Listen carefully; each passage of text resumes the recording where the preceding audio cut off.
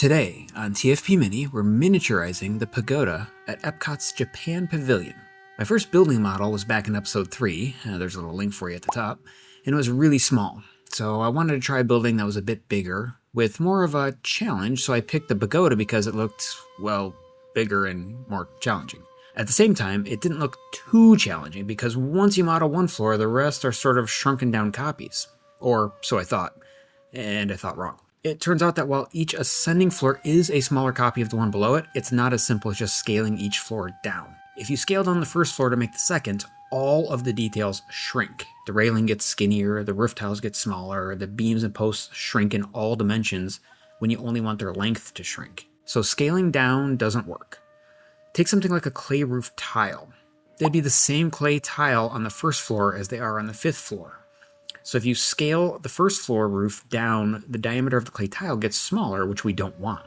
Like many of the multi-story buildings at Disney, the Pagoda seems to use forced perspective, where the higher you go, the less real-world dimensions are being used. What might be a 10-foot height on one floor might only be an 8-foot height on the next one up. So while a human can walk upright on the first floor, they likely cannot on the top floors. I'm just guessing here, of course, but I somehow don't see myself getting in the Pagoda to find out. Still, there's a lot of modeling to be reused as you move up a floor. At the same time, each of the four sides seem to be identical on each given floor, so you really only need to model one side. And with the magic that is 3D modeling, you actually only need to model half of one side, and then you mirror it to make a complete side. I used this same technique when making the Torii in episode 5. Well, look, there's a little link for you at the top. After visiting Epcot for some reference photos and videos, and stopping at way too many Epcot food booths, it was time to roll myself home and get to work. But first, I think I have time for one more tostada. I was super excited to get started on this one, so I fired up plasticity and got to work. I imported my best reference photo, though best is relative here, as it's not easy to get a shot without the unwashed masses in it. It's amazing how you really get tired of seeing the same randos in your image while you model away for hours. Maybe I should be editing these reference photos to remove distractions in the future. Moving right along, I started with the first floor. The logic here is that the first floor has the most detail, so as I move up to higher floors, I'm simply removing bits and sizing them down. Also, I was going to be painting, building, and assembling the Pagoda a floor at a time, so it made sense to start at the bottom and work my way up. When you break down a building, it's often not as complex as it looks. A few posts, beams, wooden details, doors, window-type things, all fairly easy to model. Small details, like these hemisphere things on the doors, were easy to make with extruded circles that I beveled the tops on, then used the pattern function to duplicate them to match the reference photo. The fake windows on the walls and doors are just vertical 2x2s or something like that. Easy to model. Just extrude a square and pattern it to duplicate it a bunch of times. For the curvy wooden support beam detail at the top of each wall, I just drew curves that matched the reference photo and extruded them out. It's as simple as modeling half of one and then mirroring it and then duplicating that for the others. I learned from the Mexico food booth miniature that raised details make a great place to start and stop colors when painting, so extruding these wooden details should make them easy to paint brown later on. Once I have one half of a wall done, I mirror it and then I join the two pieces together into a single object I can 3D print. Here you can see how the two walls fit together. The key here was to draw a line on a 45-degree angle from the top view and using that to cut the end of the wall to give it a miter cut. It's like using a hot wire to cut through styrofoam without the toxic fumes. You can see how the two pieces will fit together nicely here. I fired up the 3D printer and printed all of the pieces for the first floor. Assembly was pretty straightforward, but you're always a bit slow on the first one. Additional floors got much easier as I found the best way and the best order to assemble in. I used CA glue to hold the PLA prints together and reinforce the corners with some scrap wood I had. Each side has supports that stick out from the wall, and those supports then hold a horizontal beam, which then holds the roof on. There are a lot of repetitive little details here, which got pretty boring pretty fast. With the first floor walls and wood bits assembled, it was off to paint. Check out this sweet painting rig. I cut some holes in the top of my spray box, I threw in some old air filters I wasn't using, and I plopped a box fan on top. Hopefully I'm eating fewer fumes now. Nice. Pretend this footage is from the first floor and not one that's higher up, because they all kind of look the same. I primed the walls, railings, roofing bits, etc. For the first floor, most of it was brown, so I sprayed it all brown and came back to paint in the other color on the walls, which was white. White over brown is not super fun, but it was much easier this way since the first floor doesn't have a lot of white in it, but does have a ton of brown in it. For the other floors, I would prime them, then spray them in white, and then hand paint the brown on, which was much better and easier.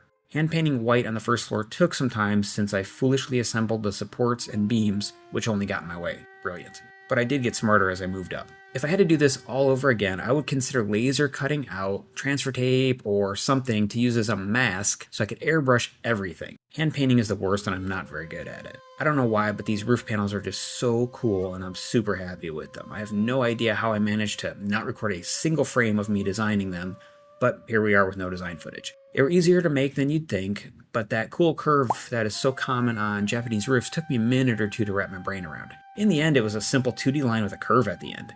Then some circles on the top that I patterned over the curved line, and squares on the bottom that also got patterned over that curved line. The circles would become the cool clay or ceramic or whatever the roof tile was made from, and the bottom was something like 2x2 lumber. I patterned that across my curved line and then extruded them out and then mitered the sides. I airbrushed one side in brown, taped off for a crisp line that would separate the brown bottom from the blue top, and then sprayed on the blue. I'm so happy with the roof, and seeing the blue on it while it all gets glued together makes my day. There is a half-round tile detail that covers the miter, so I wasn't too worried about a perfect glue up on that seam. Pop in the floor of the next story, and the floor is done. 4 more to go. The next floor is where they all start looking similar, so I removed the doors and windows first. Then I needed to shrink the width and a bit of height. Scaling down doesn't work, as we talked about earlier, because it changes the sizes of the details. Instead, I would cut sections out of a wall and push the remaining pieces together and then join them together. This is clearly how they built the real one as well, by reusing the previous floor's design and cutting a section out. Then I glued the walls together, primed, airbrushed in white, and hand painted in brown. Then I just glue the roof bits on and top it off with the floor and railing from the next floor up, and man, I freaking love this thing. By the 3rd floor, I learned to do all the painting before gluing the walls together, which was much easier. There's also less to paint, so things move a bit faster here. And now the 3rd floor is complete. For the 4th floor, everything changed. Actually, it didn't. It was the same as the 2nd and 3rd floor. But now the 5th floor was entirely different. Actually, it wasn't. It was pretty similar to the other floors, too. Aren't you glad this thing doesn't have 99 floors with me reusing the same bad joke over and over? Yeah, me too. All right. To be fair. To be fair. To be fair. To be fair. To be fair. To be fair. To be fair. To be fair. To be fair, the 5th floor does have a different roof on it. The roof is deeper with a small square hole on top where a spire sits. The spire is pretty detailed and delicate looking, so I traced it out as best as I could, but this is one area I had to take some creative freedom. The real spire has more detail and a whole load of bells hanging from it. That would be too small and fragile, so I skipped the bells and made the spire a bit more robust. I did, however, include all of the 20 bells on the corners of the roof of every floor. Painting and gluing every bell on is a couple hours of my life I'll never get back, but totally worth it. And now, the final result.